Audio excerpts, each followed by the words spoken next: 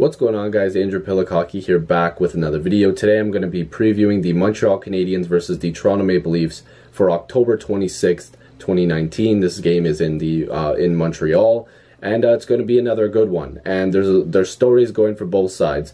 I think that the Montreal Canadiens have started off the season quite well. They've got a lot of question marks in terms of who they want to keep in depth-wise and if they want to make a significant move, because we've been hearing that they've at least checked in on a bunch of people. And on the Leafs side, it's a little bit of chaos with some guys coming back from injury, which is good. Everybody wants that. And, you know, players being injured, or, you know, the salary cap. The Leafs have had a little bit of trouble, and they look like they need to shed people. So it's a story going in right now that the Leafs are underperforming a little bit, although they won 4-1 last night against the San Jose Sharks in a really good game. And, you know, Patrick Marleau's first game back. Salute to Patrick Marleau again. I said it in the video last night.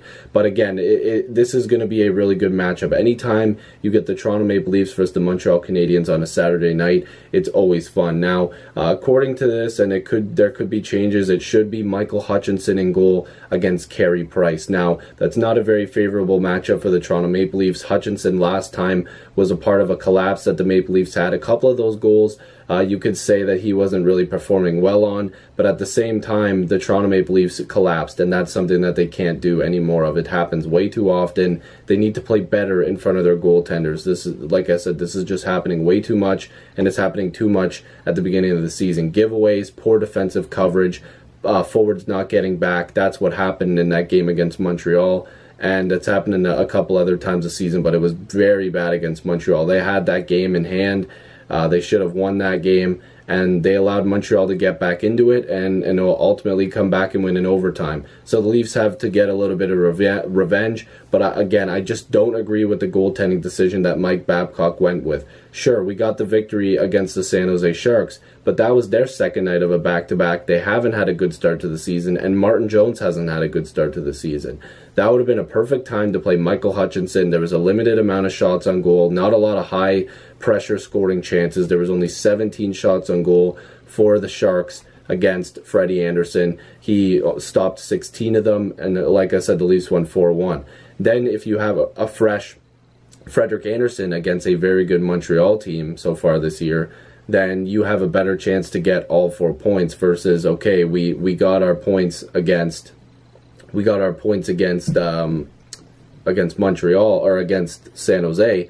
Oh, okay, whatever, you know, we can move on to Montreal and hope for the best. No, you want to have a guarantee that you're going to play your best players, so you should be playing Frederik Andersen against Montreal, especially if they're countering with Carey Price, which is more than likely what's going to happen. Now, if you're looking at the way that Montreal's played, they're getting scoring from a lot of places. You know, Gallagher's having a good start to the year. Domi's looking really good. Even Drouin, a lot of people were kind of wondering if he would be able to stick around with Montreal, if they would end up shopping him. Right now, it looks like they're holding on to him. Tatar, although he's having some penalty trouble to start the year, he's got some decent amount of points. They're getting, you know, points from Thompson. They want a little bit more from Byron, but you know, there's places all over their lineup where they're getting points from.